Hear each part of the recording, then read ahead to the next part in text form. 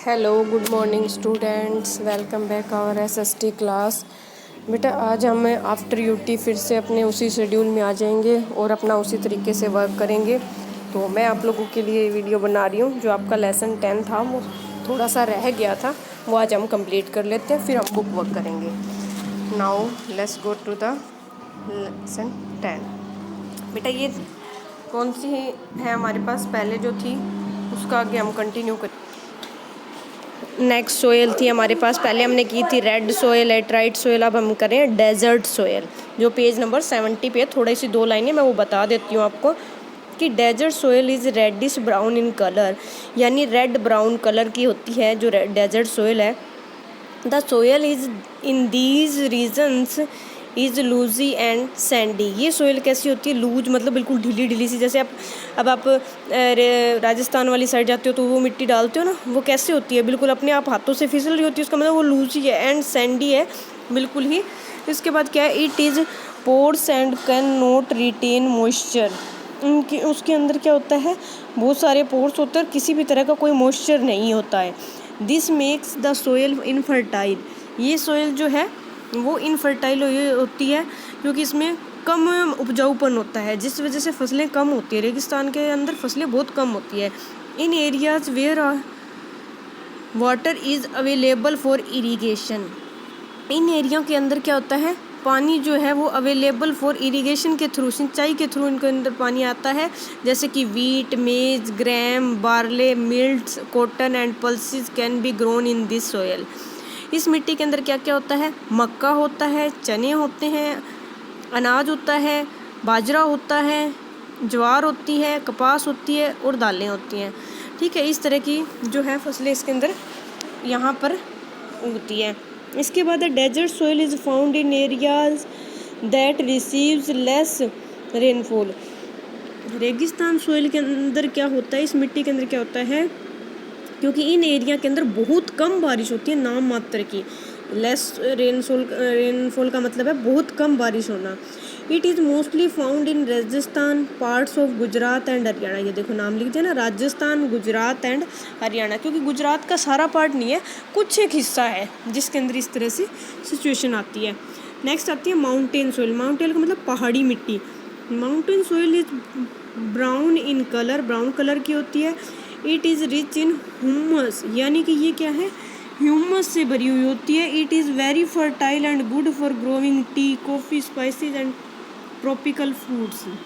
ये कह रहे हैं कि ये मिट्टी इतनी ज़्यादा उपजाऊ होती है कि यहाँ पर मतलब चाय, कॉफ़ी, मसाले जितने भी सारे वहाँ मिलते हैं। ट्रॉपिकल फ्रूट्स का मतलब है वहाँ पे फ्रूट्स बहुत ज़्यादा हैं जो मतलब जूस वगैरह के लिए यूज़ होते हैं।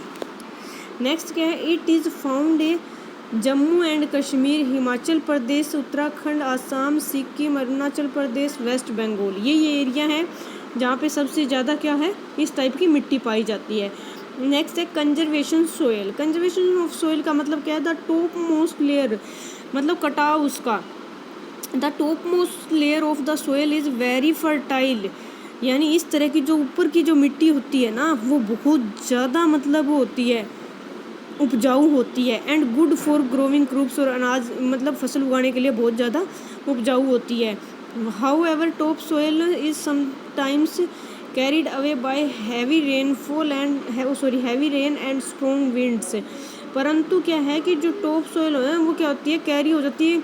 किस वजह से? बारिश की वजह से धुल के चली जाती है, या फिर बहुत ज़्यादा तेज़ आंधी चले तो उसमें भी उड़ के चली जाती है। This is called soil erosion. इसको कहा जाता है सोयल इरोजन, यानी कि भूमि का कटाव हो रहा है, भूमि खराब हो रही है, मिट्टी खराब।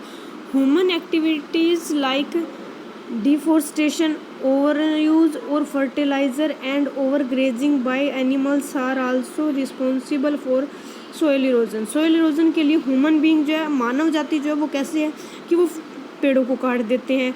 ओवर यूज ऑफ फर्टिलाइजर्स मतलब उपजाऊ भूमि का बार बार उपजाऊपन निकाल लेते हैं कि बार बार एक फसल खत्म हुई, दूसरी खत्म हुई, तीसरी उगाने लग जाते हैं, उसको थोड़ा टाइम के लिए खाली नहीं छोड़ते हैं। थर्ड क्या है कि over grazing by animals are, यानी एनिमल्स की भी ओवर ग्रेजिंग की जाती है वहाँ पे। रिस्पॉन्सिबल फॉर सोयल इरोजन, ये सब के सब भूमि के नष्ट करने के लिए क्या है? रिस्पॉन्सिबल है। The protection of soil from these natural and human activities called soil conservation. इस तरह के जो प्रोटेक्शन है, जो सोयल को प्रोटेक्शन दी जाती है, these natural and human activities is called ये सारी की सारी क्या कहलाती हैं? सोयल कंजर्वेशन कहलाती है। कि अगर इन चीज़ों से उसको बचाया जाए तो वो क्या कहलाएगा? कंजर्वेशन कहलाएगा, उनका बचाव कहलाएगा। कुछ दिनों के लिए, कुछ समय के लिए, ए फ्यू वेज, कुछ एक रास्ते हैं जो conserve soil are given below, कि सोयल को किस तरीके से कंजर्व करके रखा जाता है। Plant more trees as they held the soil with their roots, यानी कि पौधे क्या करते हैं? अपनी रूट्स से क्या करते हैं? मिट्टी को पकड़े रखते हैं। तो हमें ज़्यादा से ज़्यादा प्लांट लगाने चाहिए। डू नॉट कट ट्रीज, हमें पेड़ नहीं काटने चाहिए। Do not keep the field barren, यानी कि भूमि के अंदर आग नहीं लगानी चाहिए। इस तरह से उनकी तरह से क्या है? फील्ड बैरन करना चाहिए। Avoid over grazing of fields, यानी कि जो भी ओवर ग्रेजिंग है ना, बहुत ज़्यादा मिट्टी को, उपजाऊपन को ख़त्म नहीं करना चाहिए, उससे उसको अवॉइड करना चाहिए। यूज मटेरियल फर्टिलाइज़र, यूज़ करना चाहिए कौन सा? नेचुरल फर्टिलाइज़र, नेचुरल जो प्राकृतिक है ना वो यूज़ करना चाहिए। इस तरह की गलत चीज़ें नहीं है। अगर वैल्यू कॉर्नर में दिया है कि polythene bags are harmful for soil, यानी हमारे को भी पता है जो प्लास्टिक बैग है वो हमारी भूमि के लिए क्या है? बहुत ज़्यादा हानिकारक है। What measures can you suggest to protect the soil from these bags, तो हमें ये पता लगाना है कि किस तरीके से हम इन बैगों से और इन सब चीज़ों को अवॉइड करके अपनी भूमि को सही रख सकते हैं। बेटा ये लेसन अब आपका कंप्लीट हो चुका है। इस लेसन को आपने 2-3 टाइम्स रीड करना है और बुक वर्क करने की कोशिश करनी है अपने आप। ठीक है, thank you and have a nice